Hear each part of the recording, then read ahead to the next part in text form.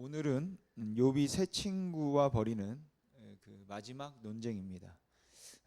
빌닷이 아주 짧게 간단히 이야기하는데 여기에 대해서 욥이 가장 긴 대답을 이제 하게 됩니다.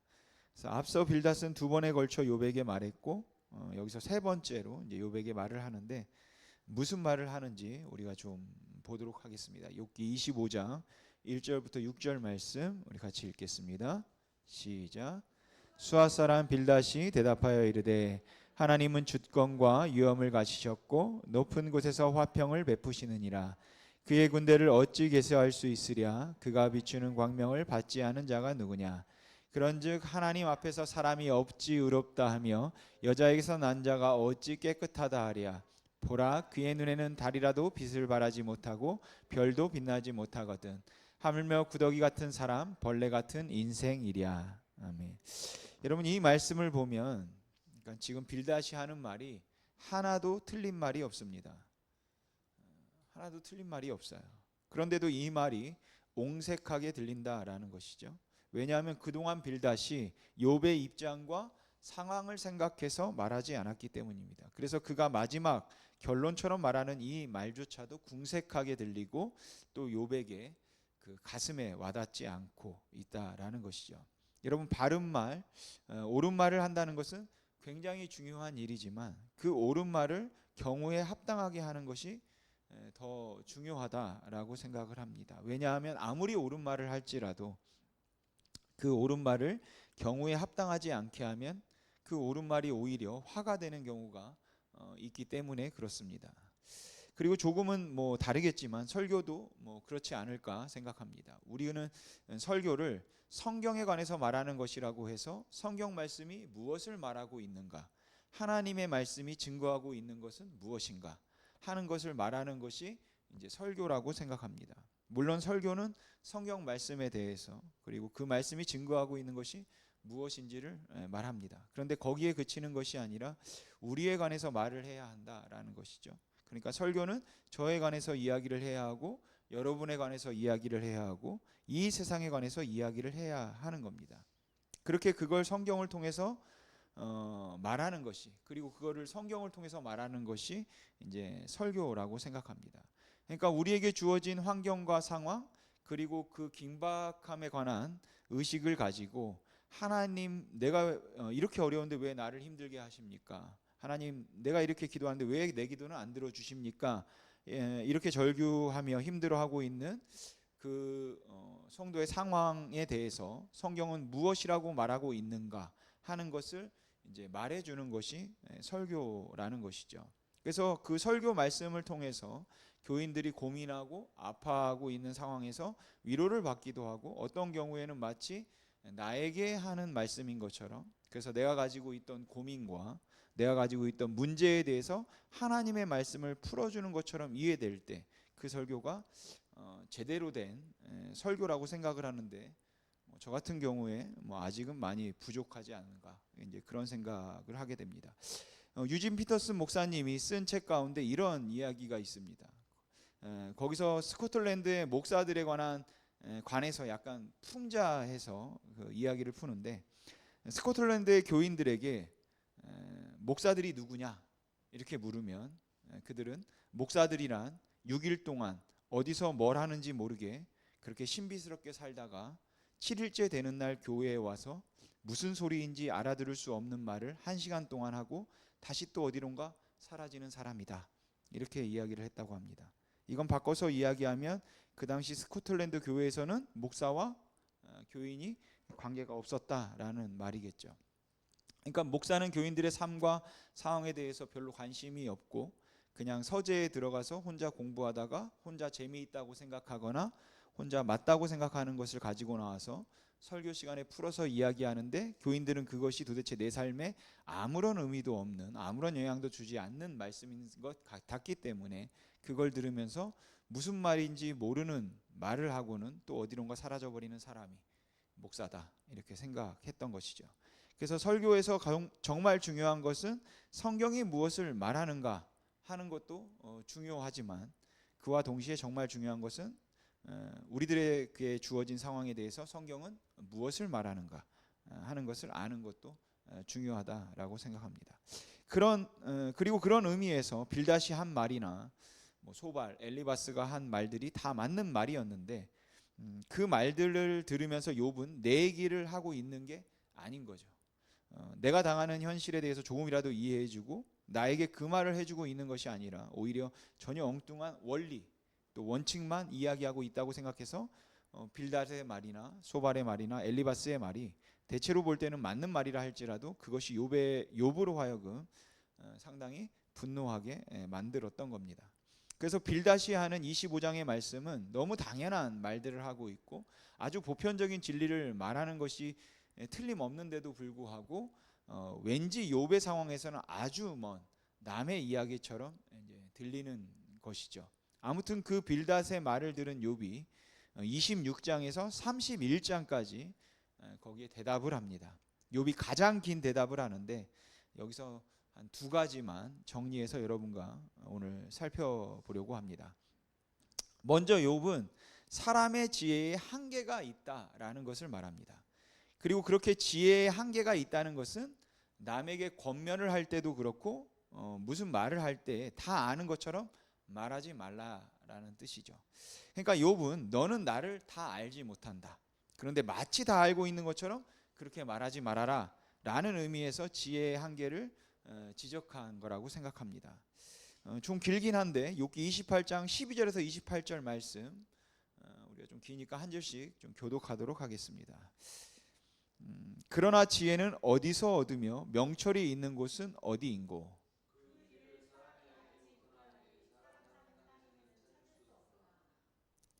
깊은 물이 이르기를 내 속에 있지 아니하다 하며 바다가 이르기를 나와 함께 있지 아니하다 하느니라.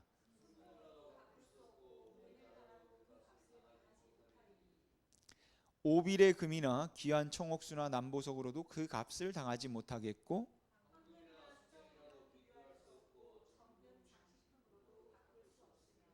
진주와 벽옥으로도 비길 수 없나니 지혜의 값은 산호보다 귀하구나.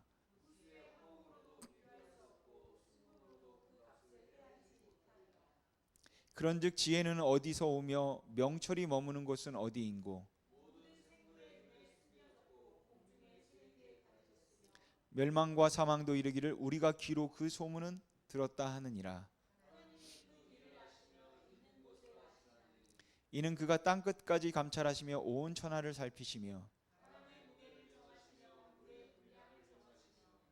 같이 읽겠습니다.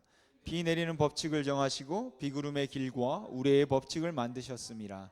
그때 그가 보시고 선포하시며 굳게 세우시며 탐구하셨고 또 사람에게 말씀하셨도다. 보라 주를 경외함이 지혜요 악을 떠남이 명철이니라. 아멘.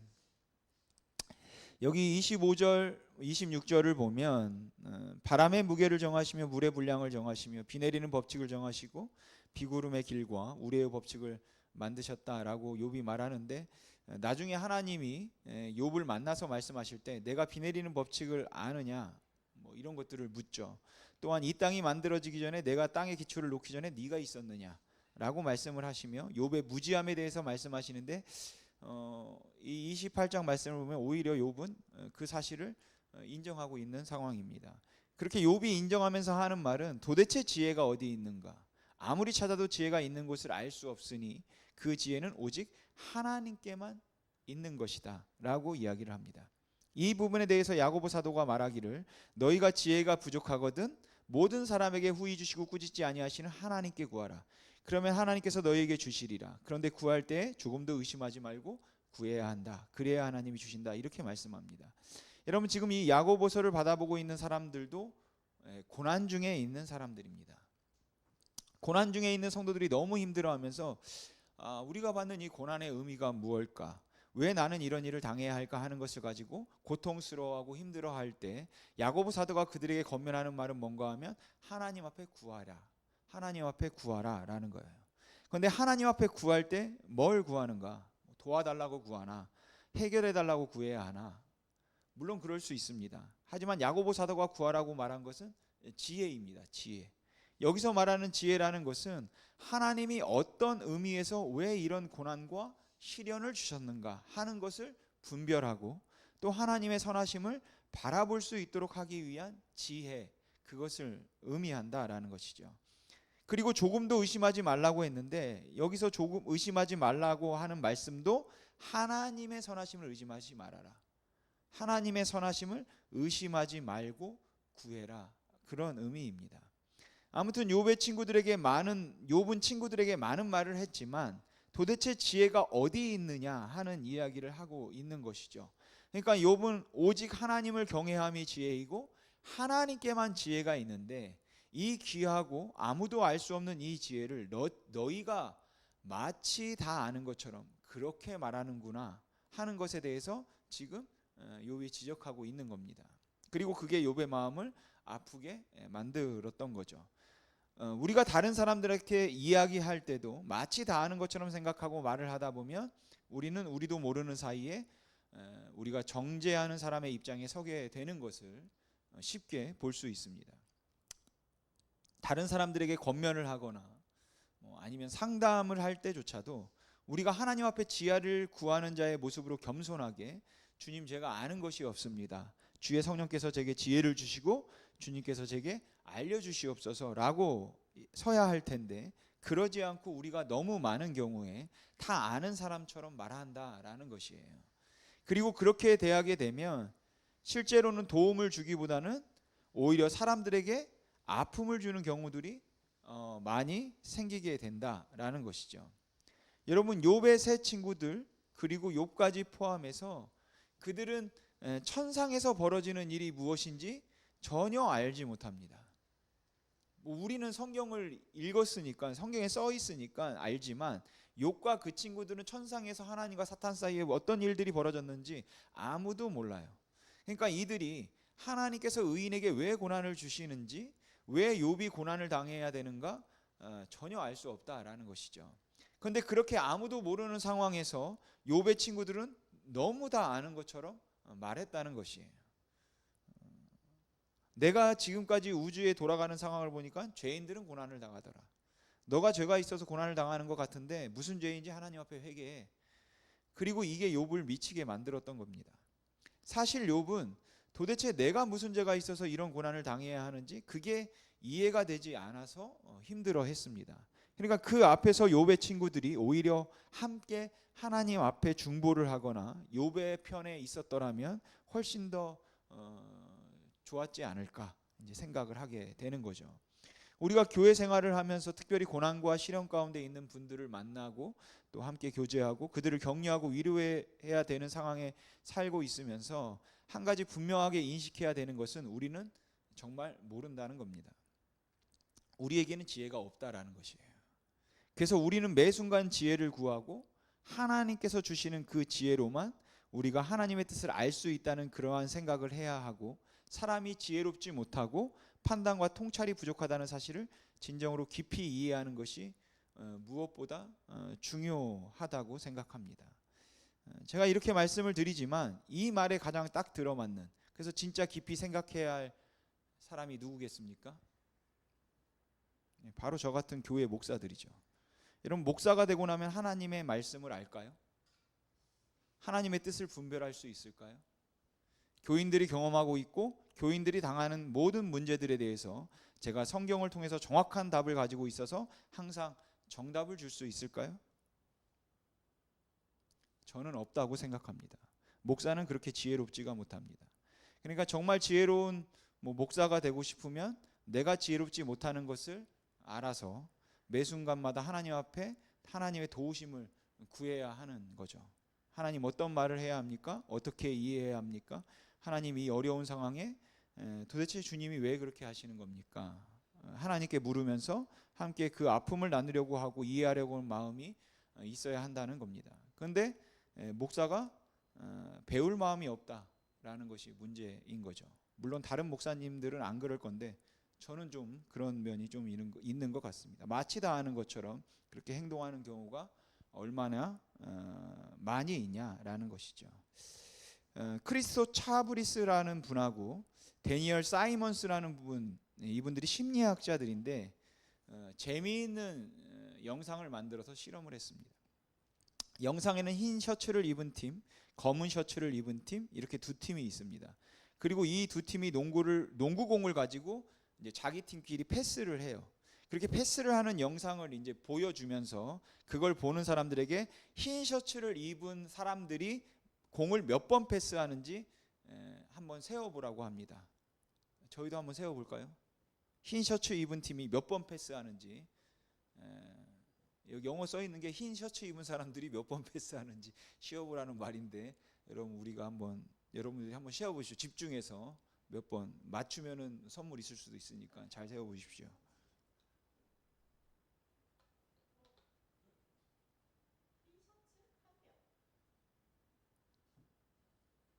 흰 티 입은 사람들이 한 팀입니다. 패스를 몇 번 하는지 세는 겁니다.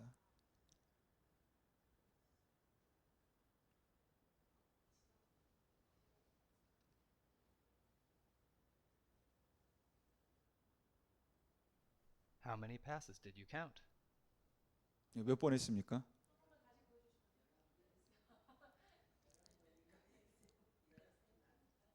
15번입니다. 그럼 고릴라는 보셨습니까?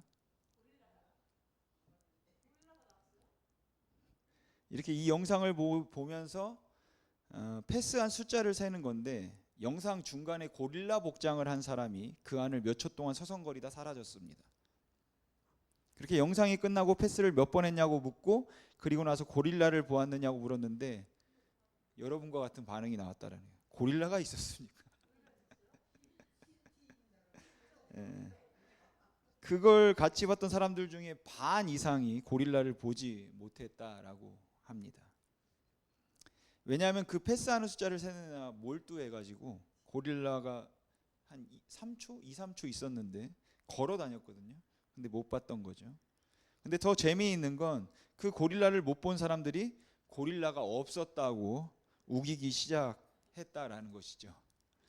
그들이 어느 한 일에 몰두하고 있었기 때문에 나 몰랐는데 정말 고릴라가 있었어 라고 이야기를 한다면 그건 이해할 수 있겠는데, 그렇게 말하지 않고 오히려 없었다, 고릴라 없었다, 이렇게 주장하는 사람들이 많았다라는 겁니다.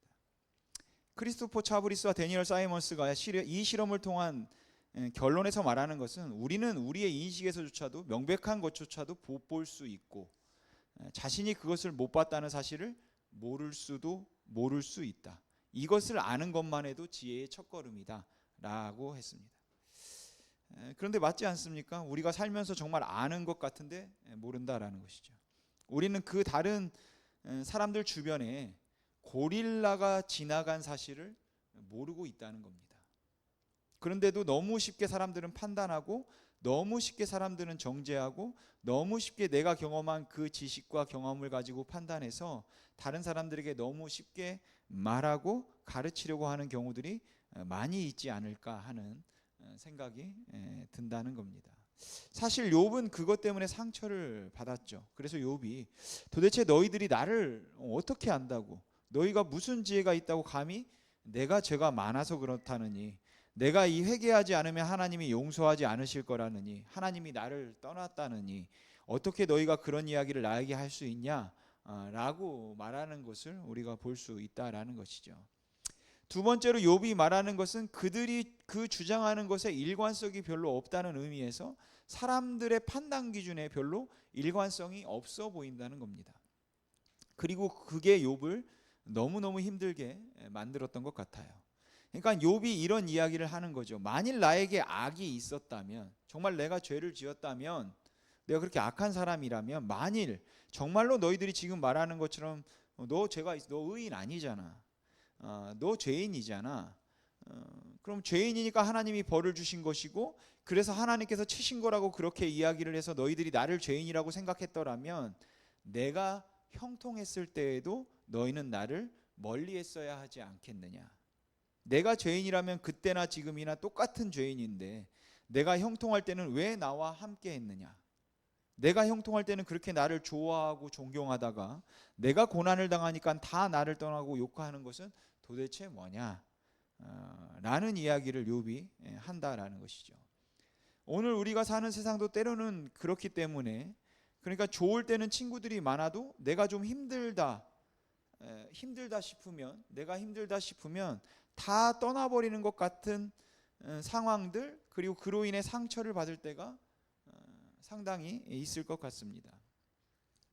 우리가 욥기 29장 7절부터 17절에 있는 말씀을 이제 보겠는데, 여기 7절에 나오는 그때는 욥이 형통할 때입니다. 욥에게 별 문제가 없을 때, 사람들이 욥을 존경하고 이제 좋아할 때예요. 우리가 7절부터 17절 같이 읽어보겠습니다. 같이 읽겠습니다. 시작. 그때에는 내가 나가서 성문에 이르기도 하며 내 자리에 거리를 마련하기도 하였느니라. 나를 보고 젊은이들은 숨으며 노인들은 일어나서 서며 유지들은 말을 삼가고 손으로 입을 가리며 지도자들은 말소리를 낮추었으니 그들의 여가 입천장에 붙었느니라. 귀가 들은즉 나를 축복하고 눈이 본즉 나를 증언하였나니 이는 부르짖는 빈민과 도와줄 자 없는 고아를 내가 건졌음이라.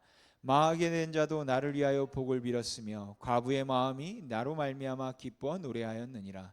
내가 을을 옷으로 삼아 입었으며 나의 정의는 겉옷과 모자 같았느니라. 나는 맹인의 눈도 되고 다리 저는 사람의 발도 되고 빈군한 자의 아버지도 되며 내가 모르는 사람의 송사를 돌보아 주었으며 불의한 자의 턱뼈를 부수고 노익한 물건을 그 이새에게 빼내 얻느니라. 아멘. 지금 욥은 자기가 얼마나 의롭고 잘난 사람인가를 이야기하는 것은 아니니까 여러분 오해하지 마시기 바랍니다. 지금 욥은 그가 겉으로 그렇게 행하는 것을 보면서 그때 많은 사람들이 사실은 그의 그런 의로운 모습을 보면서 존경했고 좋아하고 그를 귀히 여겼다, 이것을 말하고 있는 것이에요. 그런데 그 다음에 보시면 그 30절 9절로 가보겠는데, 그 30절 9절부터 15절 보면 이렇게 말합니다. 우리 같이 읽어보겠습니다. 시작. 이제는 그들이 나를 노래로 조롱하며 내가 그들의 놀림거리가 되었으며 그들이 나를 미워하며 멀리하고 서슴지 않고 내 얼굴에 침을 뱉는도다. 이는 하나님이 내 할 시위를 늘어지게 하시고 나를 공고하게 하심으로 무리가 내 앞에서 굴레를 벗었음이니라. 그들이 내 오른쪽에서 일어나 내 발에 덫을 놓으며 나를 대적하며 길을 에워싸며 그들이 내 길을 헐고 내 재앙을 재촉하는데도 도울 자가 없구나.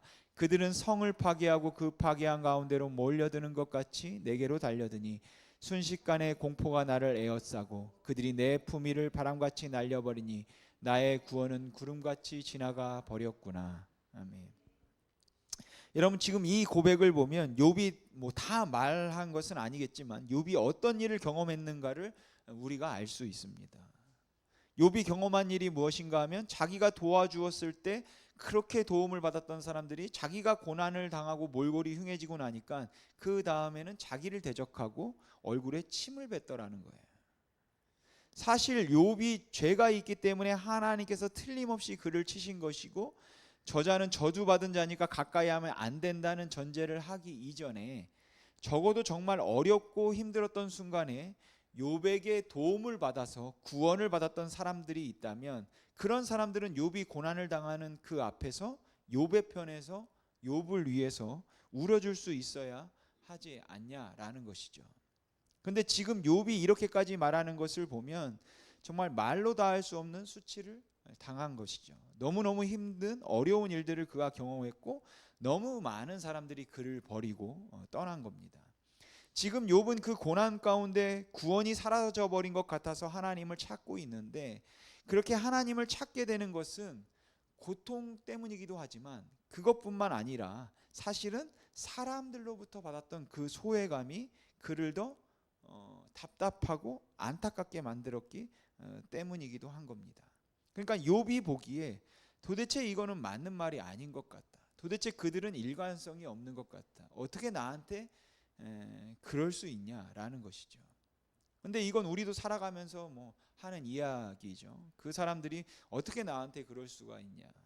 그 사람들이 내게 어떤 은혜를 입었는데 어떻게 나한테 그렇게 등을 돌리고 어떻게 나에게 칼을 꽂을 수 있냐. 뭐 이런 이야기들을 하지 않습니까? 여기서 우리가 생각해 볼 것은, 그리고 우리가 살면서 하나님 앞에 조심해야 하는 것은 격려와 아첨은 다르다는 겁니다. 여러분 격려와 아첨이 어떤 면에서 다를까요? 여러분은 격려와 아첨의 차이가 무엇이라고 생각하십니까? 똑같은 말인데 격려는 부드럽게 말하고 아첨은 간사하게 말하는 것인가요? 아첨할 때는 얼굴 표정이 약간 여우 같아지고 손도 좀 비비고, 격려할 때는 천사 같아지는 것. 그래서 아첨과 격려가 달라집니까? 사실 결과적으로 보면 똑같은 말입니다. 저에게 누가 목사님 참 잘생기셨습니다, 이 말은 격려입니까? 아첨입니까?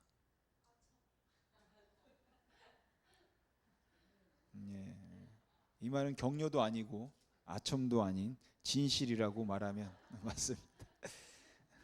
아무튼 목사님 참 잘생기셨습니다, 목사님 얼굴이 참 인자해 보이십니다, 만약 누가 이렇게 이야기를 했다면 그 이야기가 듣기에 따라서는 아첨처럼 들릴 수도 있고 듣기에 따라서는 굉장히 격려가 될 수도 있다라는 것이죠. 목사님 오늘 말씀 나한테 하신 것 같았습니다, 너무 큰 은혜가 되었어요 라고 말하면 그 말이 격려입니까? 아첨입니까? 차이가 뭘까요? 물론 이건 좀 냉정하게 살펴봐야 하겠지만 제가 이해하는 바로 아첨과 격려의 차이는 나를 위해서 한 말인가 남을 위해서 한 말인가의 차이입니다. 나를 위해서 한 말이면 그건 다 아첨입니다. 저 사람이 나에게 어떻게 해주기를 바라서 하는 말이면 다 아첨이다라는 것이죠. 하지만 상대방을 위해서, 남을 위해서 한 말은 칭찬이고 격려인 겁니다. 그 중심에 내가 저 사람을 세워주어야겠다는 그런 마음이 있고 함께 해주어야겠다는 그런 마음이 있었다면 이제 격려인 것이죠. 그러니까 그가 형통할 때 하나님의 복이라고 생각해서 그를 세워주고자 했던 말이라면 고난 중에도 그를 세워줄 수 있어야 된다라는 것이에요. 하지만 그 말이 아첨의 말이면 형통할 때는 잘해주지만 그가 망하면 그 다음에는 나에게 떨어지는 게 없는데, 나에게 유익할 게 하나도 없는데 거기에서 좋은 말을 할 이유가 전혀 없는 겁니다. 벌 받아서 이런 거지 라고 말하고 떠나지 않겠냐라는 것이죠. 그게 나에게 유익이라고 생각해서 한 말들이라면 어떤 경우에라도 그것은 아첨이라고 생각합니다. 하지만 그 말이 정말로 남을 세워주기 위해서 하는 말들이라면 그건 격려라고 생각해요. 그래서 만일 그 말이 진정한 의미에서 상대방을 위해서 했던 격려였다면 그 사람의 형통뿐만 아니라 그 사람의 몰락 앞에서도 그 옆에 있을 수 있어야 한다고 생각합니다. 하지만 그 말이 아첨이면 자기의 떨어질 유익이 있어서 한 말이라면 몰락한 사람의 앞에 있는 것은 의미가 없는 거죠. 그런 의미에서 오늘날 우리가 아첨은 하지 않았으면 좋겠지만 긍정적인 격려는 아끼지 않았으면 좋겠습니다. 사실 저도 그렇지만 우리는 격려에 좀 인색합니다. 아마 격려를 하면 교만해진다고 생각해서 그런 것 같기도 합니다. 집사님 너무너무 좋아요, 집사님 옆에만 있으면 너무 든든합니다, 이렇게 이야기하면 저 사람이 교만해질 거라고 생각을 해서 그렇게 말해주면 너무 말해주면 안 된다 이렇게 생각하는 것이죠. 또 하나는 한국 교회 문화에서 본다면 격려를 해주고 칭찬을 해주면 천국에서 상이 없어지는 겁니다. 그래서 칭찬에 좀 야박한 것 같기도 합니다. 우리가 서로 격려해주고 서로를 붙들어주고 철저하게 상대방을 위해서 그 사람을 세워주기 위해서 특별히 어려움이 있을 때, 재난이 있을 때, 환난 중에 있을 때 찾아가서 조금이라도 힘이 되어주는 말을 할 수 있다면 그게 정말 좋은 일이고 또 교회가 감당해야 할 일일 거라고 생각을 합니다. 계속해서 31장을 보면 욥이 이렇게 말을 합니다. 여러분들이 31장 펴보시면 31장 1절에 보면 내가 만일 처녀에게 주목했다면, 즉 음욕을 품고 처녀를 보았다면, 5절에 보면 내가 만일 거짓을 말했으면, 10절에 내가 만일 이웃의 아내를 탐하였다면, 13절에 내가 만일 종들을 멸시했다면, 그리고 15절과 16절에 내가 만일 고아와 가부에게 소홀히 행했다면, 24절에 내가 만일 재물을 의존하였다면, 26절에 내가 만일 우상을 섬겼다면, 29절에 내가 만일 앙심을 품고 복수하고자 했다면, 그리고 31절 내가 만일 나그네를 대접하지 않았다면, 33절에 내가 만일 죄를 감추고 위선으로 행했다면, 그렇다면 하나님께서 나에게 벌을 주셔서 내가 할 말이 없다 라고 욥이 이야기를 합니다. 어쩌면 상당히 성경에 상당히 익숙해져 있는 우리가 볼 때는 욥의 이 말을 딱 보면서 우리 마음속에 역시 교만하다. 주님은 말씀하시기를 마음의 음욕을 품어도 이미 간음한 자라고 했는데 음욕을 품고 처녀를 보지 않았다고 해서 자기가 죄가 없다는 것인가? 다 죄 있는 거 아니야? 이렇게 생각을 할지도 모르겠습니다. 물론 우리가 하나님 앞에 의로워질 수 있는가 없는가 하는 문제에 있어서는 그 생각이 맞습니다. 그런데 지금 욥이 하고 있는 말들을 보면 욥은 자기 마음의 상태를 놓고 이야기하는 것이 아니라 사실 욥이 지금 하고 싶은 이야기는 주변에 있는 사람들에게 내가 어떻게 살았냐, 너희들 알지 않냐, 나를 좀 지지해줘라, 그걸 바라고 이야기를 하고 있다라는 것이죠. 여러분 한번 생각해 보십시오. 욥이 지금 내가 거짓을 말한 적이 없었고 이웃의 것을 해한 적이 없었고 내가 남의 것을 탐한 적이 없었고 내가 재물을 의지한 적이 없었고 내가 겸손하라고 애를 썼다, 그렇게 자기가 노력을 했다는 이야기를 다 하고 있는데 이 말에 욥 주변에 있던 사람들이 그 말에 고개가 숙여지고 맞아 욥은 그렇게 살았지 라고 말할 수 있었던 사람들이라면 욥의 친구들처럼 찾아와서 너 무슨 죄를 지었냐, 하나님 앞에 내가 지은 죄가 있는 것 같은데 회개하지 않으면 너 하나님께 큰 벌 받을 거고 버림받을 거야, 이런 이야기를 할 것이 아니라 그들은 하나님 앞에 섰어야 한다라는 것이죠. 그리고 욥을 위해서 중보했어야 한다고 생각합니다. 하나님, 욥은 그런 사람이 아닙니다. 욥은 정말로 하나님 앞에서 바르게 살려고 애썼던 사람입니다. 물론 하나님께서 그 마음을 살피시면 우리가 할 말이 없죠. 누구라도 할 말이 없을 겁니다. 하지만 우리가 살아가면서 서로를 아는 입장에서는 우리가 누군가를 정죄하고 판단하려고 하기 이전에, 아니 우리가 어느 때는 너무 경건하게 하나님의 공의로우심을 자꾸만 방어하려고 하기 전에 오히려 하나님 앞에 우리가 중보자로 설 수 있어야 한다라는 것이에요. 그러니까 고난 당하는 사람들을 보면서 무슨 죄를 지었는지 생각해 봐라. 내가 너 괜찮은 줄 알았더니 이거 죄인이구만, 이런 말보다는 하나님, 그는 그런 사람이 아닙니다. 그는 정말로 하나님을 사랑하던 사람입니다. 그는 정말로 하나님 앞에서 의롭게 살려고 몸부림치고 정말로 힘들고 어렵고 각박한 생활을 하면서도 넘어지지 않기 위해서, 주님을 섬기기 위해서 희생을 하고 잠을 줄여가면서 하나님 앞에 살려고 했던 사람입니다. 그런데 그 사람이 지금 이런 고난을 당하고 있는 이유가 무엇입니까? 하나님, 그를 좀 불쌍히 여겨 주시옵소서. 이렇게 우리가 기도할 수 있으면 좋겠습니다. 우리가 지금까지 욥의 친구들의 논쟁을, 욥과 친구들의 그 논쟁을 중심으로 살펴봤는데 그 고난의 현실 앞에서 욥이 그 세 친구들과의 대화를 통해서 섭섭해하고 있는 것, 또 욥이 아쉬워하고 있는 것을 생각해 보면 고난의 현실 앞에서, 그리고 고난 가운데 있는 사람들 앞에서 우리가 어떻게 대해야 되나, 어떻게 해야 하나 하는 것을 배울 것이 많았다고 생각합니다. 또한 오늘 말씀을 통해서도 저도 그렇고 여러분들도 그렇고 우리 교회도 정말 어렵고 힘들고 각박한 세상에서 힘들게 살아가는 그 사람들에게 어떻게 더 배려해주고 더 이해해주고 그리고 곁에서 더 많이 중보해주고 더 많이 격려해 주어야 할까 하는 것들을 우리가 깊이 생각하고, 그런 환난과 고난 가운데 저와 여러분의 마음이 다 아는 것처럼 그렇게 굳어지지 않기를 주님의 이름으로 소망합니다. 기도하겠습니다.